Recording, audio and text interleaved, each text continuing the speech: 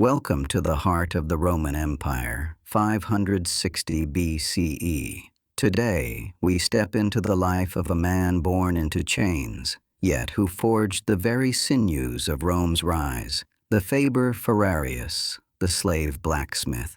You won't find him in epics, sword held high. He stands in the shadows, bare hands shaping glowing iron. The reality wasn't a heroic montage. It was sweat, smoke, and quiet ambition. But Roman slavery wasn't monolithic. Some slaves died in mines. Others, like this smith, found worth through skill. Before we descend, like and subscribe if you value these untold stories. Tell me in the comments where you're watching from. Rome stretched from Britannia to Egypt. Dim the lights, hear the echo of a tibia flute, and let's walk together in this slave's sandals. Your birth wasn't celebrated, it was a transaction. Your mother sold you into slavery at 5 to settle debts. Your name was scratched onto a wax tablet, and you became instrumentum vocale, a speaking tool. But Roman slavery was complex. You weren't sent to Sicilian mines or galleys. You were sold to a fabrica, a workshop on the banks of the Tiber near the bustling Forumborium. Your master, Marcus Licinius, was an old smith whose hammer was legendary at the cattle market. He didn't whip you. He needed your fingers intact. Your first task? Clearing the forge hearth. No toys, only coal dust and searing heat. But you noticed something. Marcus watched you. When you lifted an iron bar too slowly, he sighed. When you quickened, he nodded. This wasn't just tyranny, it was tuition. Your first tools were crude, extensions of Marcus's worn hands. The malleus, a split-headed wooden hammer, its handle slick with sweat and grime. Marcus gripped your wrist, forcing you to feel the vibration. Strike so the iron knows who commands.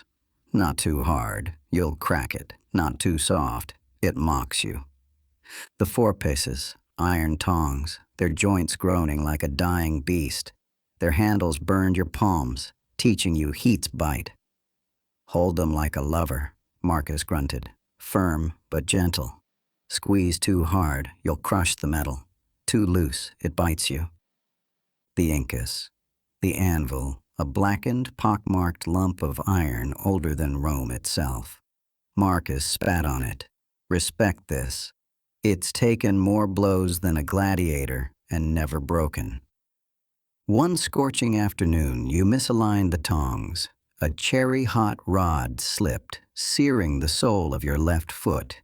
Your first serious burn. Marcus didn't shout. He fetched a clay pot, mixed honey and ash into a paste, and slathered it on your blistering skin. Pain is the best teacher, he rasped. Remember this sting. It was the first time you felt part of the forge, not just a slave, but an apprentice. By age 6, you were formally a servus publicus, a public slave owned by the city. But Marcus bought you outright. He gave you a singed tunic and said, "Learn or starve." No drama, just fact. Your education began with fundamentals.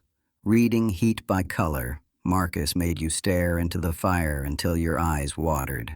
Yellow-white? That's candidus. Too hot, it burns the iron. Cherry red? Rubens. Too cold, it won't bend. Bright yellow? Flavus. Perfect. Strike then. Managing the hearth, using a long iron hook, hay-style. You raked coals, banking them higher for swords, lower for nails. One slip, and embers exploded like angry hornets. Carrying water, balancing terracotta jugs on your shoulders like porters carrying amphorae.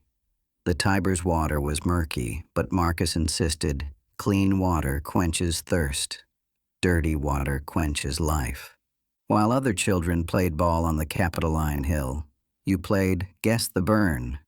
A game where the loser got blisters and the winner got Marcus's grunt of approval.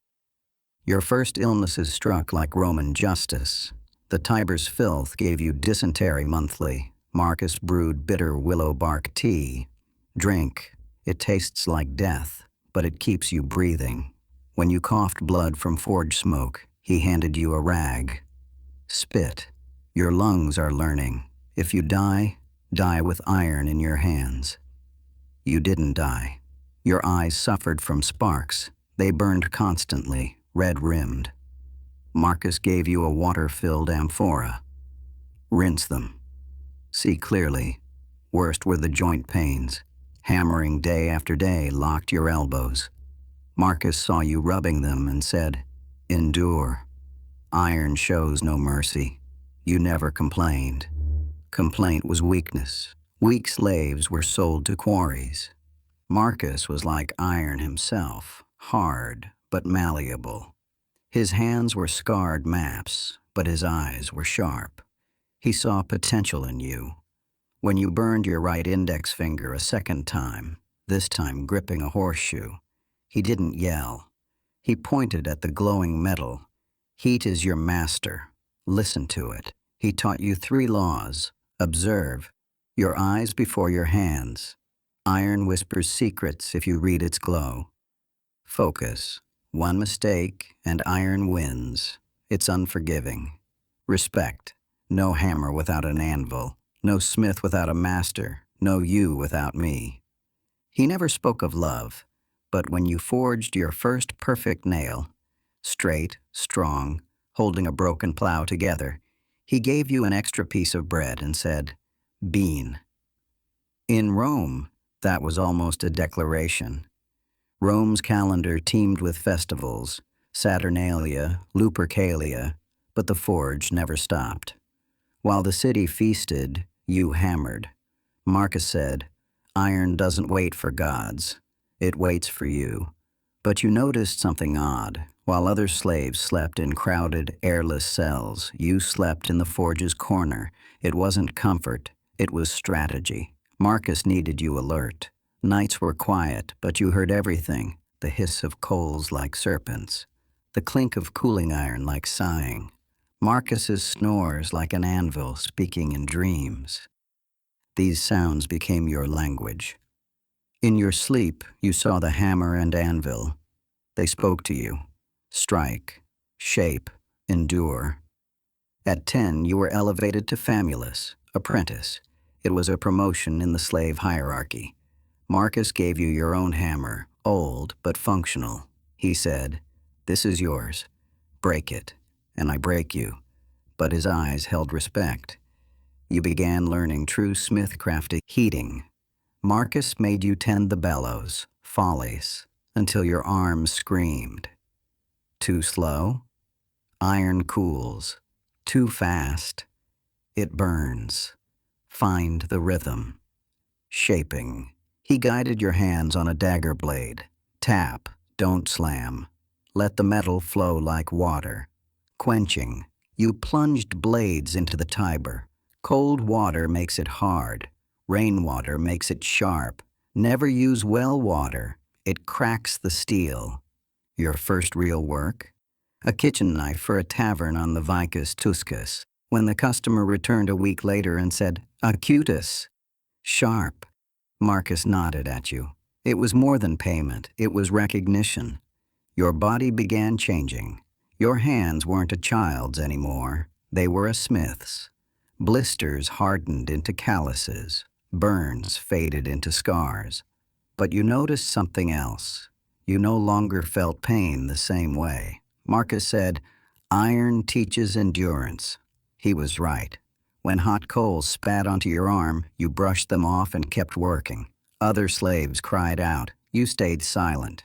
This wasn't just toughness. It was pride.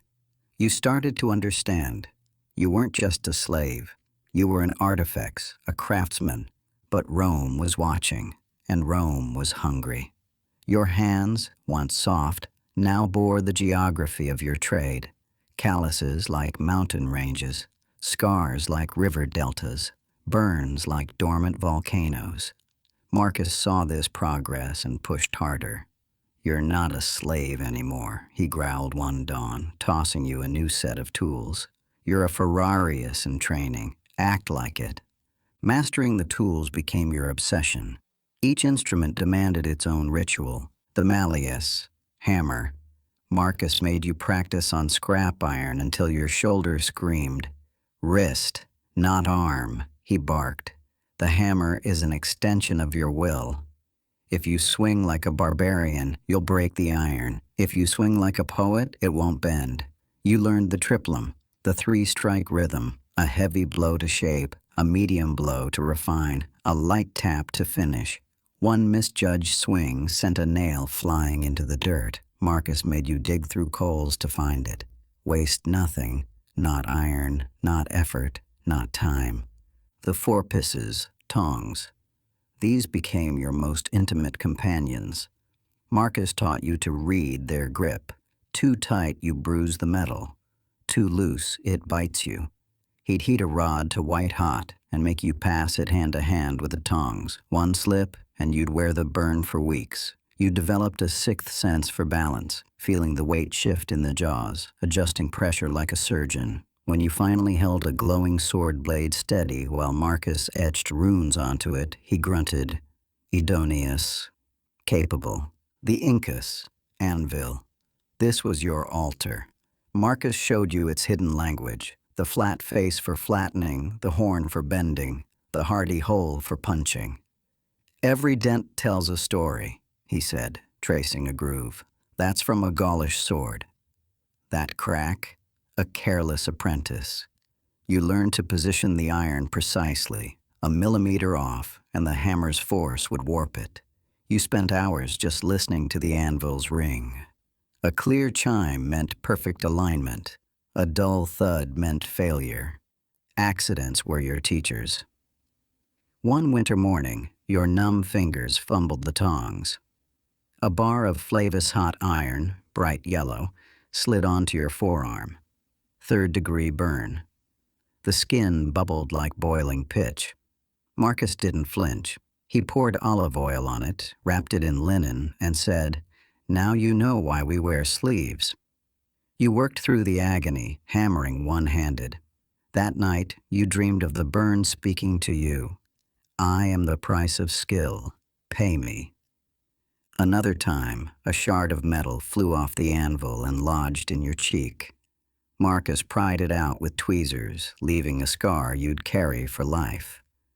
"Wear it like a medal," he said. "It means you've faced fire and lived." Life before Marcus's death was a cycle of pain and purpose. Your body waged war against itself. Forge smoke coated your lungs like tar. You coughed up black phlegm each morning. Marcus gave you mulled wine with garlic. Drink. It won't cure you, but it'll quiet the cough. Sparks left permanent floaters in your vision. You saw ghosts of light even in darkness. Marcus made you rinse with rose water. A smith needs sharp eyes. Blindness is retirement. Bending over the anvil curved your spine like a bow. Marcus massaged it with rough hands. Straighten up. A stooped smith can't swing true. The forge's sounds haunted your dreams. The clang-clang of hammer on iron. The hiss of quenching steel. Marcus's snores. You'd wake at dawn, muscles screaming, and stoke the fire before the roosters crowed. Hunger was your constant companion. Marcus fed you enough to work, but never enough to feel full. "A full belly makes a lazy hand," he'd say, tossing you a crust of bread. Marcus's decline began subtly. At first it was small things. His hammer missed the mark, his hands trembled holding the tongs. He blamed the iron. "This metal's cursed. Gaulish trash." But you knew. One sweltering July afternoon, he collapsed mid-swing. You caught him before he hit the coals. His skin was clammy, his breath shallow. You carried him to his cot, brewed willow bark tea, and fanned him with a leather apron. For 3 days, you ran the forge alone. You made nails, hinges, a plowshare, all while checking on Marcus. On the 4th night, he woke, grabbed your wrist and whispered, "Paratus es. You're ready." Then he closed his eyes and didn't open them again. Marcus's death wasn't dramatic. No priest, no ceremony, just silence where his snores used to be. You buried him behind the forge under an olive tree, marking the grave with his favorite hammer. You wept, not for the man, but for the teacher. He'd been cruel, but he'd given you something no other slave had: a craft. The next day, Julia arrived. Marcus's widow, a woman with eyes like sharpened flint and hands that smelled of lavender. She surveyed the forge, the tools, the half-finished swords, you, and said, "Marcus owed me 500 sesterces. I'll take this workshop in payment." Your heart sank. You'd be sold, probably to a mine. But then she pointed at you.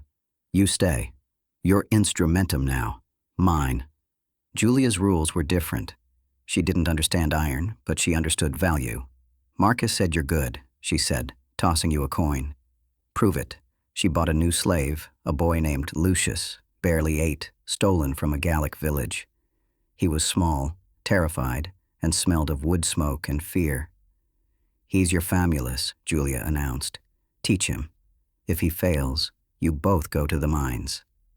Teaching Lucius was like holding a mirror to your childhood. You saw yourself in his wide eyes, his trembling hands. But you were no Marcus. You started gently.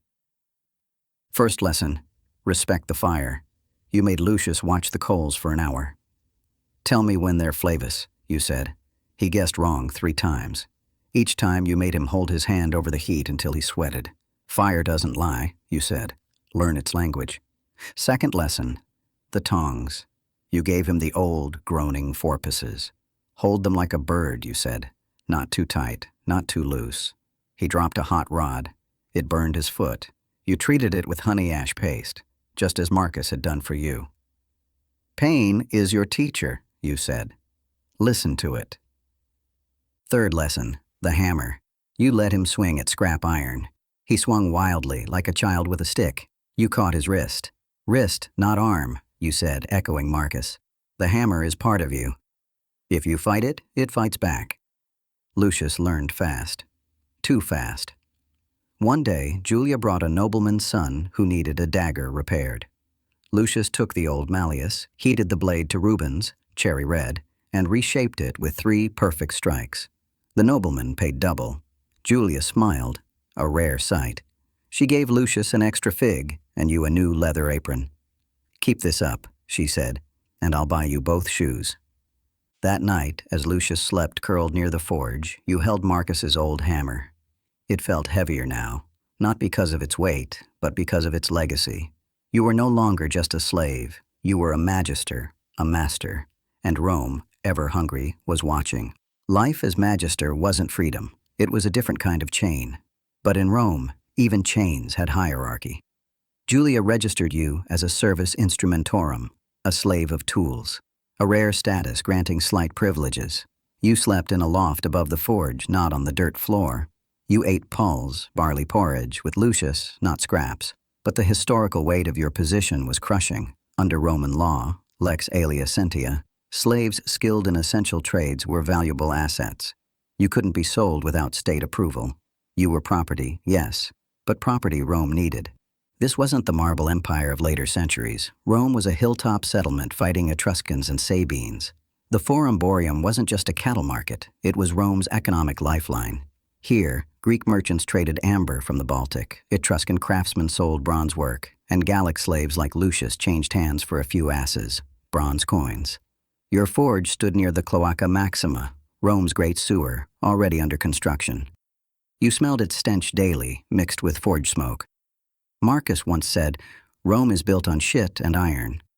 We provide the iron." Your illnesses worsened as Rome grew. The forge's expansion meant longer hours. The fumus, smoke from pine charcoal and sulfur-laden iron ore, gave you gravdo, chronic bronchitis.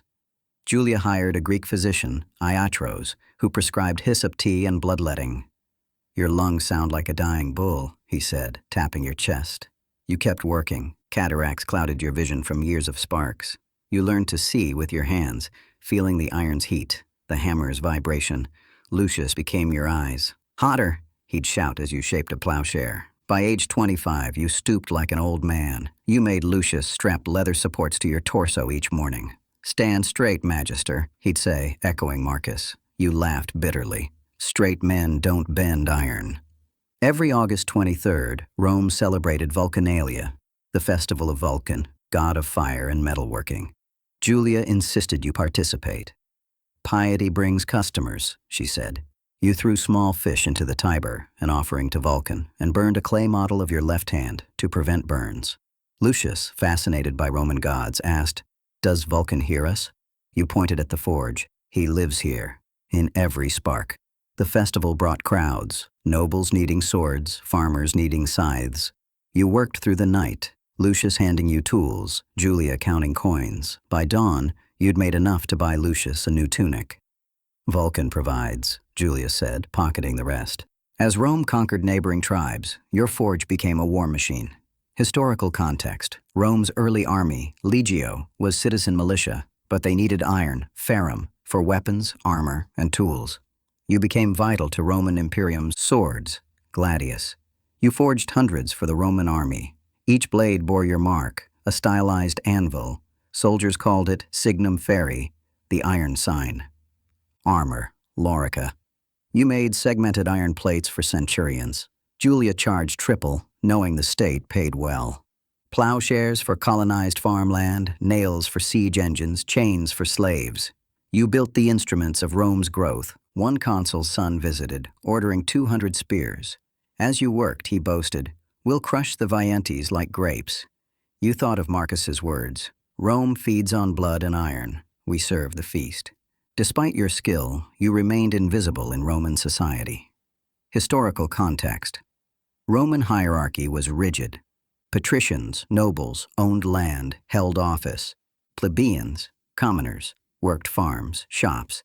Slaves, servi, were property. You were below all. Yet Julia leveraged your fame. When a patrician's wife needed a jewelry box repaired, Julia charged extra. "My smith is the best in Rome." The woman gasped. "A slave?" Julia smiled. "A skilled slave. Like a good horse." You overheard and felt nothing. You'd long accepted that Romans saw tools, not men. Lucius's growth mirrored Rome's. At 15, he was taller, stronger, his hands scarred like yours. He mastered the complex tools you once struggled with: the forma, mold. He cast bronze statues for temples, pouring molten metal with steady hands. The scalprum, chisel. He etched intricate designs on noble armor, wolves, eagles, laurels. The fornax, portable forge. He carried it to battlefields, repairing swords mid-campaign. One day, he forged a pugio, dagger, for a young tribune. The tribune admired it. "Who made this?" Lucius puffed his chest. "I did, Domine." The tribune tossed him a coin. "Keep it. You'll make me more." Lucius beamed. You saw Marcus in him, the pride, the hunger. But you also saw yourself, the boy who'd burned for a nod. Rome's growth brought disaster. A rebel Sabine tribe raided the Forum Boarium. They burned workshops, stole iron, killed slaves. Your forge survived, but Lucius was injured. A Sabine spear grazed his arm. You treated it with honey and wine, but infection set in. He raved with fever. "The fire! It eats me!" Julia panicked. "If he dies, I lose my investment." You called the Greek iatros again. He applied maggots to eat the dead flesh, debridement. Lucius screamed. You held him down, whispering, "Endure. Iron endures." He survived, but his arm was weakened. He could no longer swing a heavy hammer. Historical context: injured slaves were often abandoned. Julia considered selling him. You begged, "He can teach. He can design." She relented, but his value plummeted. You saw Rome's cruelty. Useful slaves lived, broken ones died. The weight of legacy pressed on you nightly. You'd sit by the forge, watching Lucius sketch designs, his new skill, and think of Marcus. Had he felt this dread, this responsibility to pass the fire? Rome was expanding, roads, aqueducts, temples, all needing iron. But who would tend the forge when you were gone? Lucius was bright but broken. You needed another apprentice. Julia refused. Too expensive. So you trained Lucius in design, measuring, drawing, planning. "Your mind is your hammer now," you said.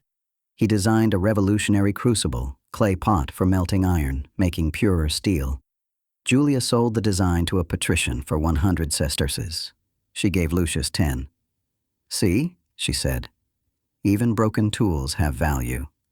That night, Lucius handed you the coin. Buy wine, Magister. You drank it under the stars, listening to Rome's sounds, distant hammering, soldiers marching, the Tiber's flow. You were a slave, yes, but your fire lit Rome, and that, in this brutal world, was enough. Rome was transforming. In 509 BCE, Lucius Junius Brutus overthrew King Tarquin the Proud, establishing the Roman Republic. You felt the shift in the Forge's orders, fewer royal swords, more tools for the new res publica. Julia, ever pragmatic, renamed the workshop Officina Libertatis, Forge of Freedom. She charged patricians double for Republican iron. You smirked. Freedom? You were still a slave. But Rome's hunger for iron grew insatiable. Rome's greatest engineering feat began under the Etruscan kings, but accelerated under the Republic. The Cloaca Maxima, Rome's massive sewer system. This wasn't just drainage, it was Rome's lifeline. The Tiber flooded annually, turning streets into swamps breeding malaria, paludismo. Without sewers, Rome would have drowned in its own filth. Your forge became vital. You forged iron brackets, 3,000 custom-fitted pieces to support the tunnel's travertine arches. Each bracket weighed 20 librae, 6.5 kilograms. You invented a double-clamp technique to bend thick iron without cracking it. Lead pipes, 15 miles of pipes lined with tin to prevent corrosion. Lead was mined in Cartagena, Spain, shipped to Ostia. You designed a seamless rolling mill using water power from the Aqua Appia, Rome's first aqueduct, built in 312 BCE. Tools. For the corvus, crowbar-wielding slaves digging the tunnels. Your spiked delabra, mattock, cut through volcanic tuff 3 times faster than bronze tools. One engineer, Fulvius Flaccus, visited, demanding custom chisels. The Tiber's mud eats iron, he said, showing you a corroded blade. You designed a steel core chisel, hard iron coated with bronze. It worked. Flaccus paid you in Falernian wine and whispered, "You're building Rome's bowels. More important than temples," you agreed. Without sewers, Rome drowned in its own waste. Temple of Jupiter Optimus Maximus. In 509 BCE, Rome vowed to build Jupiter's temple on the Capitoline Hill. This wasn't just architecture, it was Rome's soul. The temple symbolized Jupiter's favor over the new republic. Your forge supplied nails, 10 tons of iron spikes, each stamped with your anvil mark, Signum Feri. They held the temple's massive oak beams. One nail, found in 1896, weighed 12 kilograms and still bore rust patterns matching your forge's coal. Door hinges, bronze-plated, etched with lightning bolts, Jupiter's symbol. You invented a ball-joint hinge allowing 300-pound doors to swing silently. Priests demanded silence during rituals. Ritual tools, a golden asses, axe, for the Pontifex Maximus, high priest. You layered gold over iron, a secret technique only you knew. During construction, a priest performed the suavitorilia sacrifice, pig, sheep, bull, to bless the forge. The bull's blood was sprinkled on your anvil.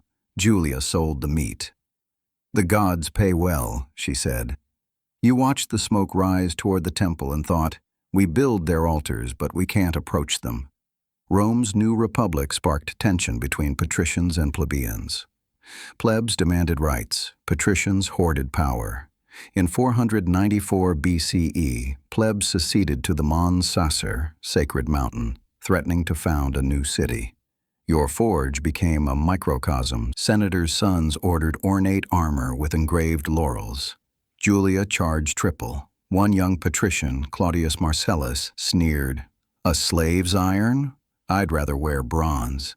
You forged his armor anyway. Farmers needed affordable plows. You made them at cost, using recycled iron from broken weapons. A farmer named Spurius Ligustinus wept, "This plow feeds my children." You and Lucius secretly taught other slaves basic smithing. "Knowledge is freedom," you said. One night, you taught 12 slaves to make nails.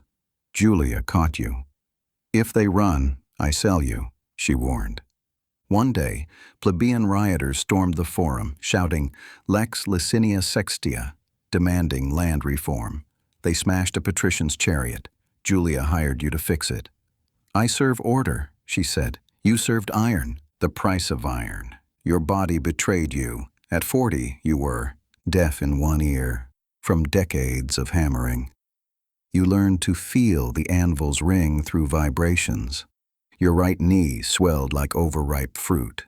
The Greek iatros called it morbus articularum, joint disease. He prescribed leeches. You refused. Leeches suck blood. I need to bleed iron, you said. Cataracts blurred your vision. You designed tactile tools, hammers with notched handles, tongs with textured grips. Lucius became your eyes. Hotter, he'd shout as you shaped a plowshare. Julia considered selling you. A broken tool is useless, she said. Lucius defended you. He designs. His mind is sharp. She relented. You spent days sketching. Better forges, efficient bellows, a water-powered trip hammer, though Rome lacked the tech to build it. Lucius built your designs. They worked. Julia kept you. A mind is a tool too, she admitted. Rome's republic expanded, conquered Veii, 396 BCE, allied with Latium. Your forge supplied ballista bolts for siege engines. Each bolt was 3 feet long, fletched with bronze. You invented a twist forging method, making them 30% stronger. Chainmail. For legionary armor, you wove 10,000 rings into one shirt. A centurion paid you 500 sesterces. This saved my life at Veii, he said. Keys for new public granaries. Your ward-lock design was unbreakable. Julia sold the patent to the state. Yet you remained enslaved. One consul, Appius Claudius Caecus, builder of the Via Appia, visited. He admired a gladius you'd made. This iron holds Rome, he said. You wanted to scream, and I hold the iron. Instead, you bowed.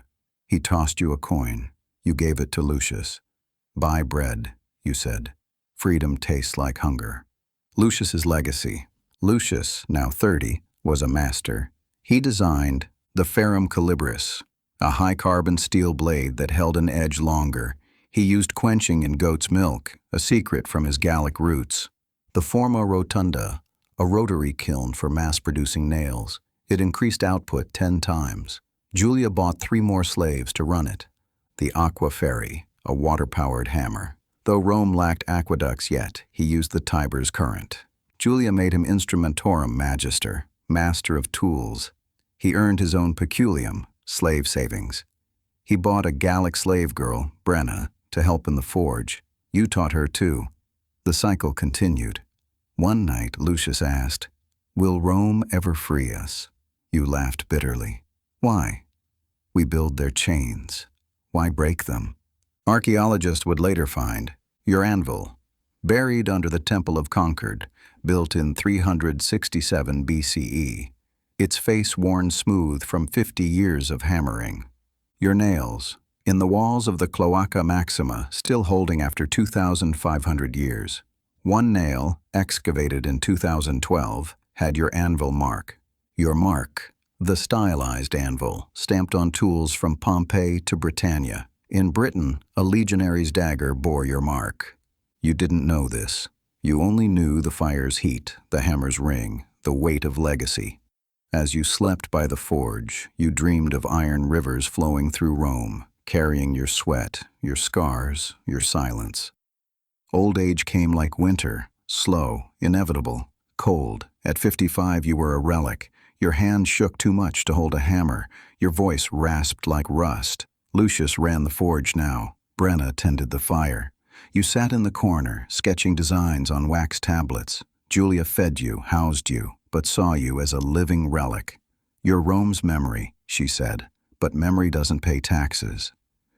You witnessed Rome's metamorphosis from fledgling republic to empire under Augustus, 27 BCE to 14 CE. Though you wouldn't live to see his reign, your forge's innovations laid groundwork. Your gladius design became the legionary's signature weapon. Augustus's armies carried 500,000 of your blades. Your pipe designs fed Rome's 11 aqueducts. The Aqua Marcia, 144 BCE, used your lead seam techniques. Your mass production methods inspired Rome's fabricae, state-run arms factories. By 100 CE, 50% of imperial iron came from your designs. You heard whispers of Caesar's conquests, 58 to 50 BCE. Soldiers returned with Gaulish iron, purer than Roman. Julia bought it. Empire feeds empire, she said. You forged it into tools. Iron knew no borders. Your body became a battlefield. Chronic grave dough, bronchitis, turned into phthisis, tuberculosis. You coughed up blood nightly. Lucius brewed mulled wine with opium. Sleep, Magister, he'd say. Cataracts stole your vision. You saw through touch, tracing tool edges, feeling heat waves. Brenna described designs. You corrected them. Arthritis twisted your fingers into claws. You couldn't hold a stylus. Lucius made you a bronze hand splint. With it, you sketched your final design, a water-powered trip hammer. Rome lacked the tech, but you dreamed. Julia watched you decline. A dying slave is a bad investment, she muttered. But Lucius defended you. His mind is sharper than any blade. One sweltering July day, Lucius's son, Marcus, named after your master, struggled with the tongs. The hot iron slipped. You hobbled over, took his hands. Like this, you rasped. You guided him through the triplum rhythm, fortis, heavy blow, to shape.